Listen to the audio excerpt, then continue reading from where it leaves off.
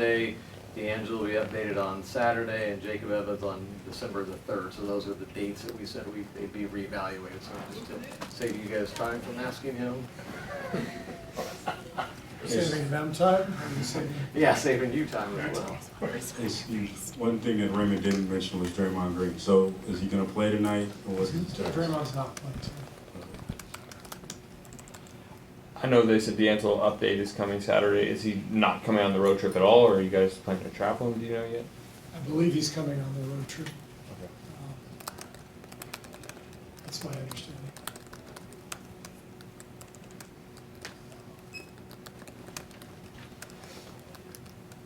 Willie told us today one of the ways he's getting hyped up is making sure he's getting those blocks on defense and just trying to lock in on defense while he tries to figure out the offensive side of things. What are you noticing about Willie's awareness on D and what he's giving you guys?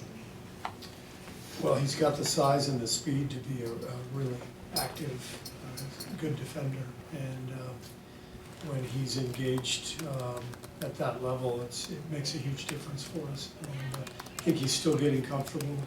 You know, he missed all the training camp, and so he's not quite there yet, but he's getting better and better as he goes.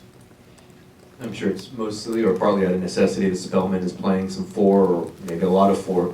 Do you see him getting a shot as a power forward in this league, or getting some rotation minutes there when everybody's back? Yeah, I mean, I think this year we're going to give him plenty of minutes there, and he shoots the ball well enough to play 4 on offense. The question is defensively, can he hang at that position? It's so different to play defense these days on the 4 than it was 5-6 years ago even, because it seems like everybody's got a 3-point shooting 4. So that'll be the big challenge for Omari, but part of it right now is out of necessity, given that we only have 8 guys. But part of it is that he does shoot the ball really well, and he's shooting it better and better as we go. And if he's going to shoot it like that, then he's got a chance to help us at the 4 or the 5. Coach, you've obviously had a lot of battles with Chris Paul over the years. How have you seen him evolve in terms of both his game and his leadership? He's one of the best players in the league. He's a brilliant point guard, one of the best the game's ever seen. I have a ton of respect for Chris, just the way he competes every night. His intelligence, his awareness on the floor.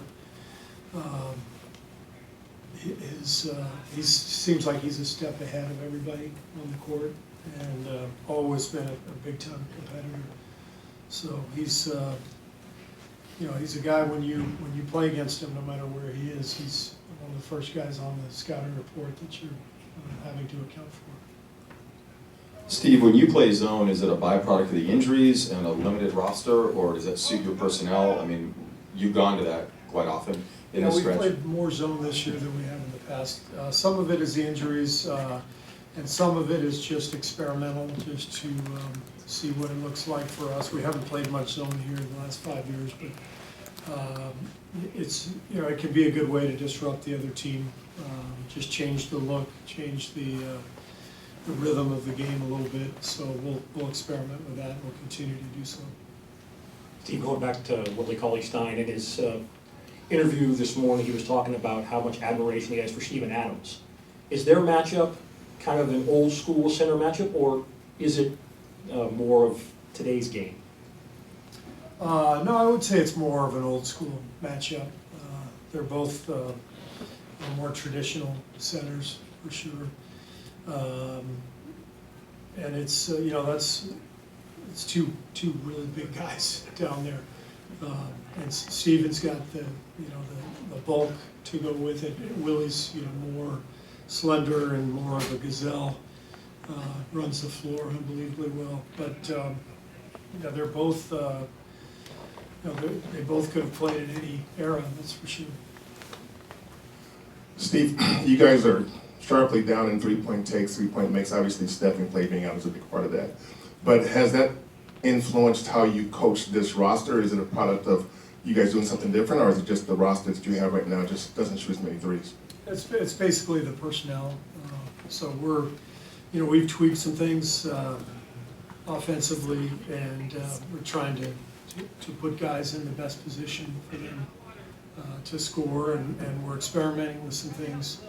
And I think we're learning a lot, not only about the players individually, but about how we're going to play in the future, and things that are going to work, things that aren't going to work. So I think this will be a very productive year, and we have to look at it in terms of kind of through the lens of what will this look like when all the players are healthy and back. And with Steph and Klay out there, what does that mean for what we're doing strategically, and who fits into that? And I don't think it's going to look, when those guys come back eventually, I don't think it's going to look exactly like it did the last 5 years, because we've lost a lot of other players as well. So a big part of this year is figuring out the best way for us to play going forward as our personnel continues to change. Draymond, obviously, like the expectation, you guys were hoping he was going to play today. I know we went through the whole weekend. Is that heel issue just lingering longer than expected? Yeah, it's lingering.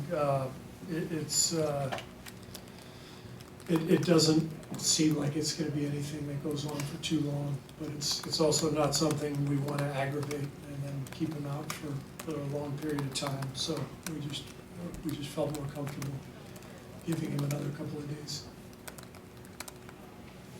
Anything else? Thanks. Great, thank you, appreciate that.